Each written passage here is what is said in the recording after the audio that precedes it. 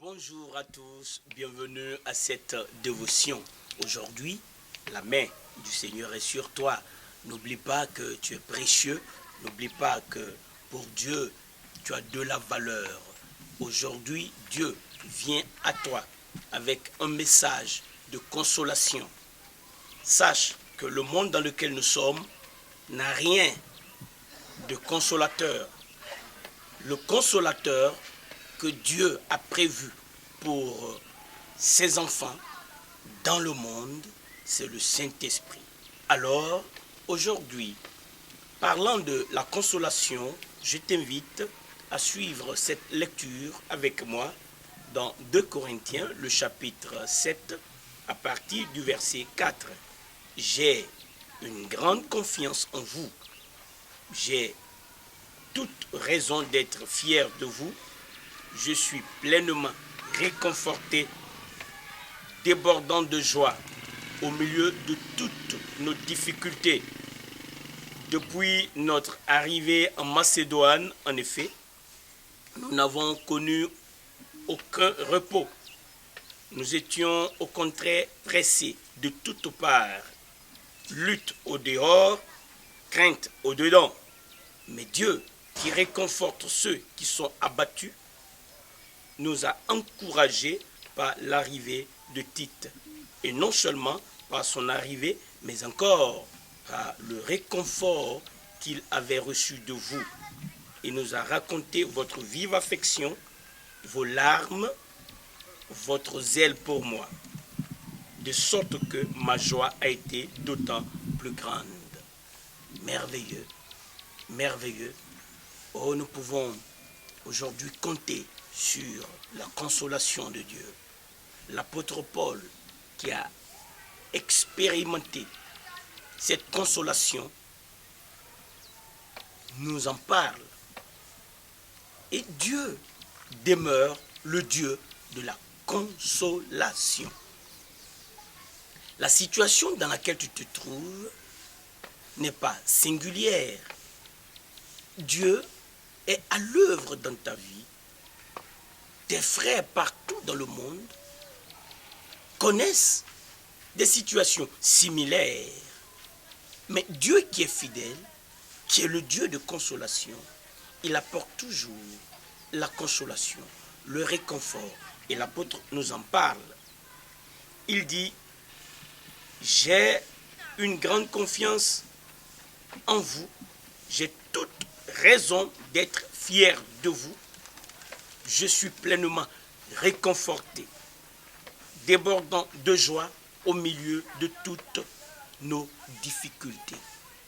C'est un miracle que d'être débordé de joie au milieu des difficultés.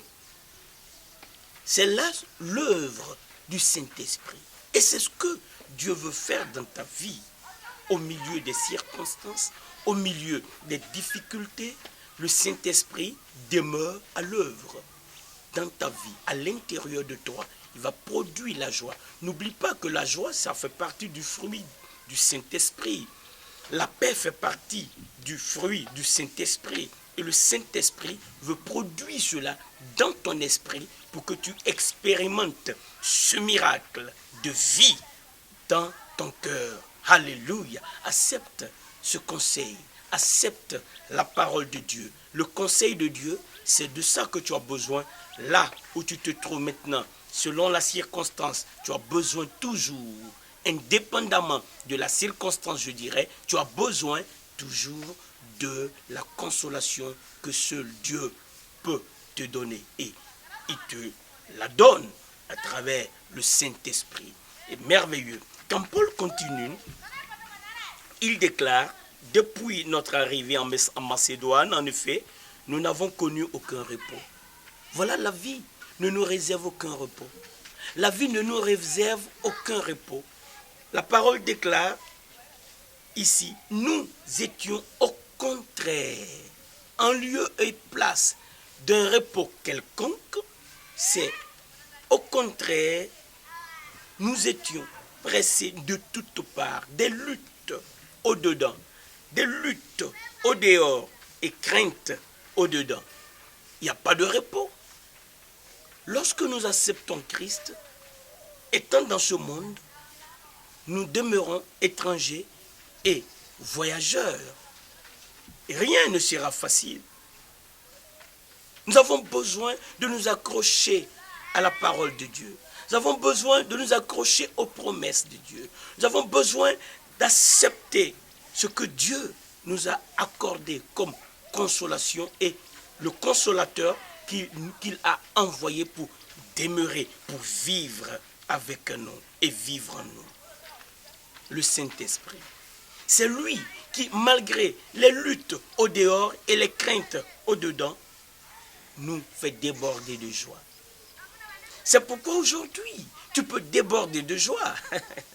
Tu peux dire merci Seigneur parce que tu es mon consolateur. Et quand Dieu arrive, la situation, quelle que soit son acuité, disparaît. Car il va t'apporter la solution. Paul déclare, mais Dieu qui réconforte ceux qui sont abattus, voilà la solution de Dieu. Tu as un Dieu qui réconforte, en d'autres termes, qui console ceux qui sont dans une situation exactement comme celle que tu vis. Ce Dieu-là, il console, il réconforte ceux qui sont abattus. Il te réconforte maintenant au nom de Jésus. Reçois le réconfort de l'Éternel dans le nom de Jésus. Reçois la consolation de l'Éternel dans le nom de Jésus. Il te console maintenant. Maintenant que tu entends ce message, son esprit en toi te console. Si tu n'as pas encore reçu Christ, son esprit œuvre pour ton bien. Son esprit, l'Esprit de Dieu, est à l'œuvre. Le Saint-Esprit t'influence maintenant. Il te donne sa joie. Il te donne son réconfort. Et il veut que tu acceptes Christ pour qu'il puisse vivre en toi et demeurer en toi pour l'éternité. Alléluia, alléluia. Notre Dieu, il console ceux qui sont abattus. Et tu abattu, il te console maintenant. Merveilleux, merveilleux. Paul dit, il nous a encouragés par l'arrivée de Tite. Et non seulement par son arrivée, mais encore par le réconfort qu'il avait reçu de vous. Dieu réconforte. Et tu sais, Dieu, quand je lis cela, je suis réjoui de ce que Dieu veut te réconforter et il veut que toi aussi, tu sois son canal par lequel il va réconforter d'autres. Tite, les autres, Dieu les utilise pour réconforter Paul. Des êtres humains, oui, mais des instruments de Dieu. Des instruments de Dieu. Dieu veut te réconforter pour que toi, à ton tour, tu réconfortes quelqu'un d'autre. Dieu veut te consoler pour que toi, à ton tour, tu consoles quelqu'un d'autre. Oh, merveilleux. Sois celui qui reçoit la consolation de Dieu et sois celui qui partage la consolation de Dieu. Tu le reçois, le réconfort de Dieu, et tu transmets le réconfort de Dieu. Tu deviens donc un canal de Dieu. Je deviens donc le canal de Dieu. Et Dieu en est glorifié. Alléluia. Voilà ce qu'il veut faire aujourd'hui. C'est pourquoi il t'apporte ce message. Si tu n'as pas encore reçu Christ, n'attends plus. C'en est assez, l'oppression du diable. Le diable a assez œuvré dans ta vie pour te ruiner. Il veut te détruire. La parole de Dieu déclare que Satan, il est comme un voleur. Il ne vient que pour voler, égorger et détruire. Ne lui donne plus accès à ta vie. Choisis d'abandonner ce camp du diable. Tu en as le droit. Tu as le droit puisque Christ a versé son sang pour toi. Tu peux maintenant choisir de quitter le camp de Satan et entrer dans la famille de Dieu. Comment tu vas le faire? C'est simple, c'est simple. Je peux t'y aider, mais souviens-toi, écoute ceci. La parole de Dieu dit, car tous ont péché et sont privés de la gloire de Dieu. Mais Dieu a résolu la question du péché. Le don gratuit de Dieu, c'est la vie éternelle en Jésus-Christ. En acceptant Jésus-Christ comme ton sauveur et ton Seigneur, en le confessant comme ton Seigneur, en croyant dans ton cœur que Dieu l'a ressuscité des morts, la promesse de Dieu, c'est que tu vas recevoir le salut. Voilà, c'est simple. Simplement confesser que Jésus est Seigneur. Si tu veux le faire, je veux t'y aider. Tu peux dire avec moi en fermant les yeux pour ne pas être distrait. Dieu créateur du ciel et de la terre, merci pour ton grand amour. Aujourd'hui, je confesse que Jésus-Christ est mon Seigneur. Je crois que Jésus-Christ est vivant puisqu'il est mort pour mes péchés et il est sorti vivant du tombeau. Il vit pour l'éternité et je l'invite dans mon cœur. Merci Seigneur de me donner le salut. Je sais que tu me sauves maintenant. C'est dans le nom de Jésus que j'ai prié. Alléluia. Merveilleux. Tu as fait cette prière. Que Dieu te bénisse. Que Dieu te bénisse. Dieu dit, il te donne le pouvoir de devenir son enfant. Ta part maintenant, apprends à comprendre la parole de Dieu. Médite la parole. Lis-la plusieurs fois et pense-y. Pense-y. Dieu veut produire quelque chose de nouveau dans ta vie. Mais par la mise en pratique, quand tu vas mettre en pratique sa parole, il va le faire. Et je t'invite à t'associer à cette dévotion. Nous allons continuer de prêcher la parole de Dieu. Elle va te faire grand bien.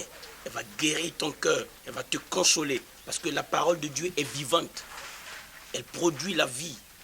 Elle est esprit et vie. C'est pourquoi, accepte-la.